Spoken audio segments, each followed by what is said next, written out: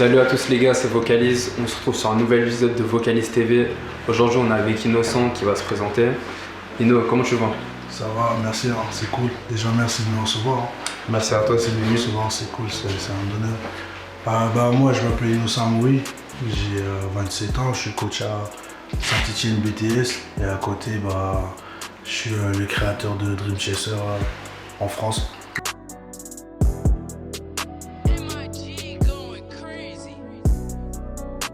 Ok.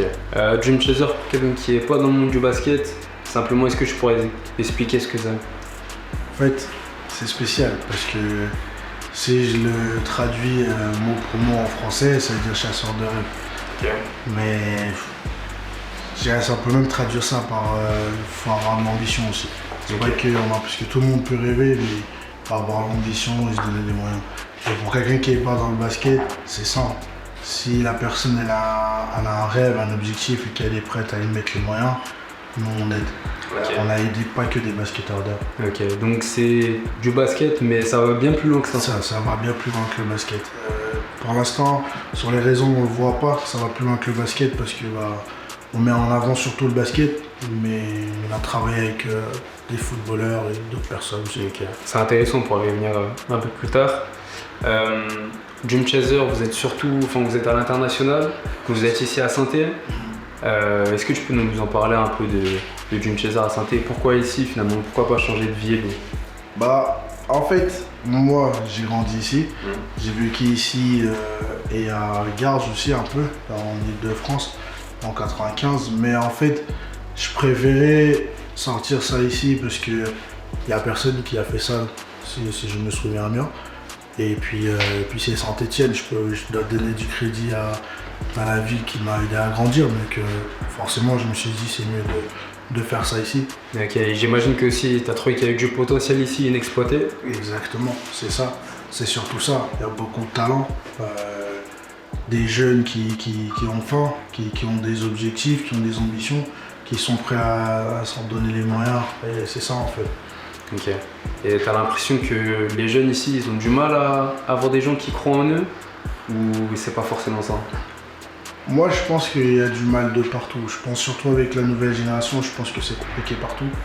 Mais ce que j'aime bien ici, dans cette ville, c'est que peut-être sur 50 jeunes, il y en a 50 qui vont me dire « Oui, bon, moi, je vais aller loin dans le basket, je vais aller loin là. » Mais t'en as toujours, 5, eux, tu sais, qui t'ont rien dit. Tu les as vus jouer une fois, tu sais déjà que tu peux les amener de par leur routine, de par la façon dont ils parlent, et voilà. Ok, franchement c'est intéressant. Ok. Et là on parle un peu des jeunes et tout ça, du coup tu accompagnes des jeunes à travers Dream Chaser. C'est ça. Qu'est-ce que tu regardes chez un joueur avant de commencer entre guillemets à travailler avec lui? Est-ce que c'est le mental, est-ce que c'est le talent, les performances, c'est quoi que tu regardes? Ça c'est une excellente question. En fait c'est un tout. Moi je regarde un tout, mais en tout cas, la chose que je regarde, c'est le mental et l'attitude.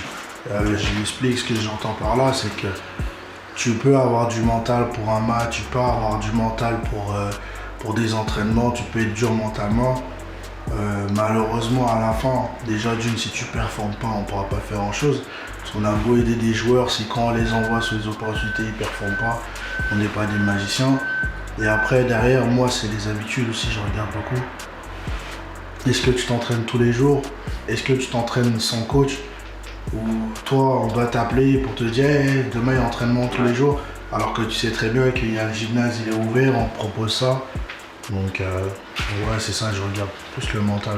Ouais. Ok, et si, question un peu piège, t'as un cas de figure où t'as un joueur qui est très bon en termes de basket pur, mais le mental, la routine, la discipline qui va avec, il n'a pas. Mais un joueur qui a bien plus de difficultés, mais qui a tout ce qui est routine, discipline, tu vas choisir lequel? D'abord, je vais pas me mentir, je vais mentir à personne. On va voir déjà si les deux joueurs dont tu me parles, c'est des profils intéressants pour le très haut niveau déjà.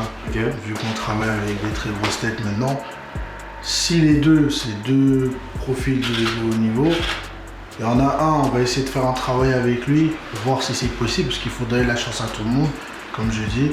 Et l'autre, s'il a un peu plus de lacunes, on va travailler plus avec lui, le faire bosser. C'est ça aussi notre boulot, c'est d'améliorer les compétences des joueurs.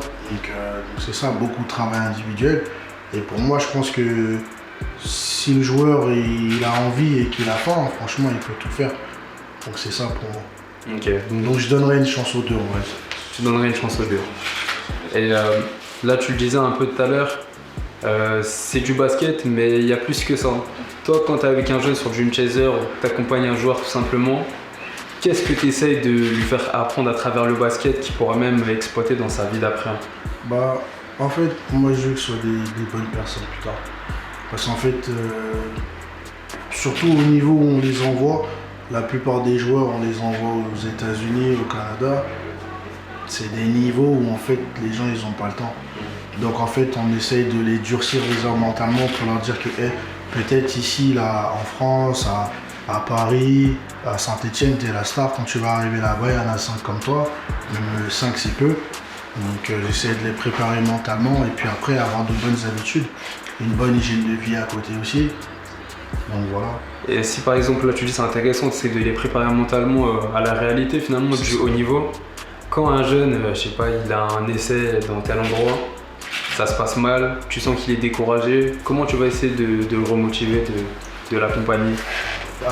Déjà, on discute avec les jeunes, on parle. Moi, c'est ça, là, je pense la grosse différence avec beaucoup de structures, on est très proche des jeunes et on n'est pas nombreux à Dream Chaser, mais c'est ça. Parce que quand il y a des échecs, je vois bien certains jeunes baisser la tête. On travaille ensemble, on discute. Comment est-ce que je peux t'aider? Qu'est-ce qui te manque? Et puis ensemble, on trouve la solution. On est très très proche des joueurs. On n'a pas beaucoup de joueurs et je veux garder ce côté famille et respect avec les joueurs. En vrai, c'est vraiment réussi parce que ceux qui sont pas dans le basket, ils savent pas forcément. Mais ceux qui sont dedans, surtout à Saint-Etienne, on sent quand même que Dream Chaser, c'est vraiment une communauté, c'est vraiment une famille. C'est ça. Tu vois, vous êtes vraiment soudés. Quand on voit un des joueurs arriver, on sait que lui, c'est un Dream Chaser, tu vois. Donc c'est vraiment réussi ce que tu dis. Tu nous as un peu expliqué de la mentalité de Dream Chaser, de comment tu accompagnes les jeunes. Là, dans tout ça, là, dans cet engrenage, qu'est-ce qui te rend le plus fier dans Dream Chaser? Est-ce que c'est le fait d'avoir des joueurs qui sont à l'international, qui sont au minimum au niveau national? Qu'est-ce qui te rend fier en fait là pour l'instant? Ou peut-être que tu l'es pas encore et en fait, encore quelque je suis fier d'une chose, c'est d'avoir la confiance des joueurs. En fait, moi je dis toujours merci aux joueurs pour la confiance parce que je trouve que c'est important d'avoir cette relation de confiance avec les joueurs. C'est de ça dont je suis fier surtout. Après, le niveau, honnêtement, si je repère un joueur ou si un joueur vient vers moi et qu'on fait un travail, pour moi, je suis jamais trop surpris de l'aboutissement. Okay. Par contre, la confiance, le fait de revenir, le respect, le travail qu'on fait, et l'aboutissement, ça par contre c'est important et c'est ça dont je suis fier. Mais c'est intéressant ce que tu dis, mais quand tu dis la confiance des joueurs qui te donnent, comment tu la crées en fait cette confiance? On travaille. On fait le travail. En fait, il n'y a pas de secret, c'est ce que je leur dis tout le temps. Et là, ils posent beaucoup de questions, beaucoup de joueurs posent des questions, comment on va arriver à là. Le travail. On s'entraîne souvent dans le gymnase de Beauvrin, tout le monde le sait, mais on a fait des séances dehors, beaucoup de séances dehors, parce que le gymnase, on l'a pas tout le temps. On fait beaucoup de séances dehors, on fait des séances à la salle, on essaie de pousser les joueurs vers le haut niveau. Donc pour moi, la confiance, elle vient avec le travail. Il n'y a pas de secret. Et ça veut dire quand même, tu sais ce que tu fais, tu as confiance, parce que jusqu'à présent, tous les joueurs que tu as accompagnés, ils ont accompli des belles choses. Ils ne sont pas forcément professionnels à l'heure actuelle, pour certains. Il y en a qui ont quand même genre National 1, etc. en G1 aux États-Unis, donc c'est pas rien. Mais on sent que ton travail, en fait, je porte vraiment ses fruits, que c'est réel, quoi. Oui, je prends beaucoup de temps dessus. J'ai une famille aussi à côté, j'en travaille à côté. Je prends beaucoup de temps dessus et ça, d'ailleurs, les joueurs, je leur en parle beaucoup. On échange beaucoup par rapport à ça. Je leur dis que eux, ils sacrifient une bonne partie de leur vie, mais moi aussi. Ouais. Parce que du coup, j'ai un travail dans lequel je commence très tôt, je finis parfois assez tard. J'ai une famille à côté. Donc je prends du temps, ils prennent du temps. Tout le monde se sacrifie, quoi. Et comment tu fais pour justement trouver le temps de t'investir dans ta vie personnelle avec ta famille, etc. et donner autant de temps à ces jeunes avec lesquels tu travailles? Parce qu'il faut le vouloir vraiment pour donner cet investissement-là. C'est quoi qui te drive, qui te fait tenir tout ça? Bah franchement, ma famille, à la fin c'est ça en fait. Et j'ai la chance d'être avec une femme qui a beaucoup d'ambition aussi, du coup forcément parfois c'est moi qui suis à la maison et elle qui est sur ses affaires. Donc en fait on va dire qu'on s'est bien trouvé et que je pense que d'ici 5-6 ans on va se poser, on aura accompli de belles choses parce qu'on est deux personnes on est très ambitieux. Et ça c'est important, il faut. Faut être bien accompagné, c'est super important. Et Vous attendez les gars, il faut être bien accompagné. Je leur dis, les jeunes ils le savent, je leur dis quand même de faire attention et de se comporter bien comme on disait au début, mais il faut être bien accompagné. Je dis pas que c'est obligatoire, mais ça aide. Pour le mental, ça aide. Surtout parce que là on parle du bon côté des choses, des réussites, mais quand il y a des échecs, tu rentres à la maison, c'est un peu dur mentalement parfois, c'est dur de savoir que même à la maison, il y a des personnes qui te font confiance, avec qui tu peux échanger sans jugement, et ça c'est bien. Et ça c'est aussi intéressant. Quand tu dis qu'il y a des échecs, comment tu les surmontes? Comment tu fais en sorte de passer au-dessus? Moi, en fait, je reviens de tellement loin de mon enfance, je reviens de tellement loin dans tout ce que j'ai pu vivre, qu'en fait, il n'y a pas réellement d'échec. Comme je dis à mes joueurs, ok, bon, il y a ça sur la route, faut l'enjamber et puis c'est tout. Hein. Okay. On va pas se prendre la tête. Hein. S'ils ont vraiment faim. Après, j'ai connu des joueurs aussi qui parlaient beaucoup et qui à la fin, dès que tu leur donnes une opportunité, j'ai pas d'argent, je peux pas aller là.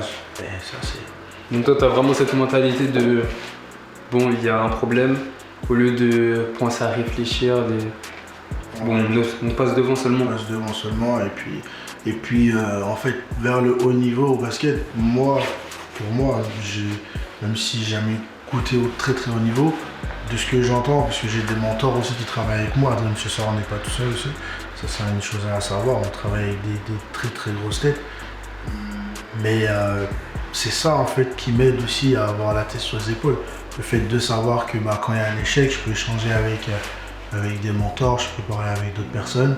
Ça me drive et ça m'aide dans la communication avec les gens avec qui je travaille.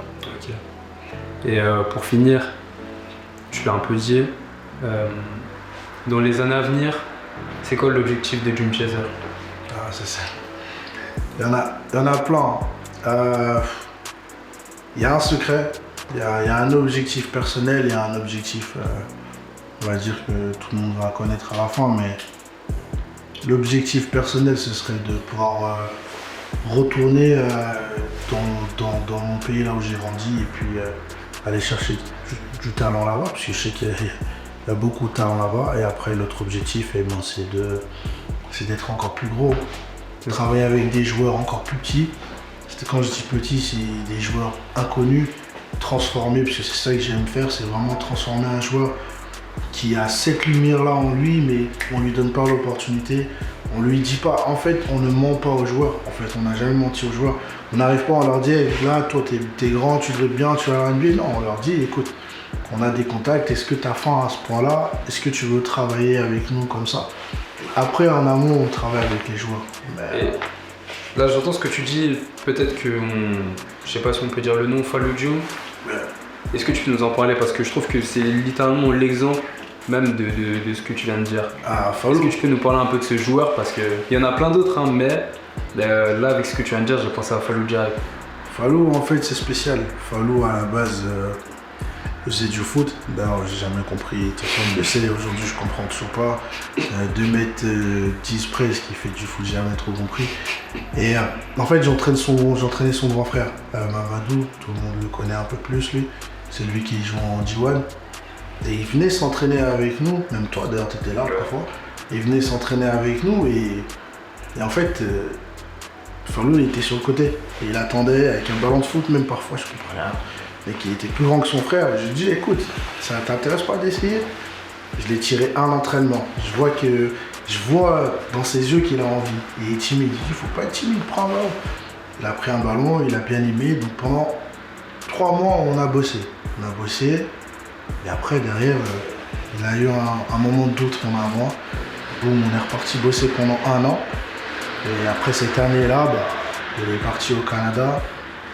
Première saison au Canada un peu compliquée, ce qui est normal, c'est une nouvelle aventure.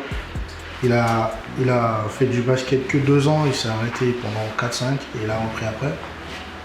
Deuxième saison au Canada, il va dans une très belle équipe, très organisée. Vraiment, j'ai de très bons contacts avec son coach d'ailleurs. Et c'est là où il pète tout, quoi. Et cette année, il a un Nanterre.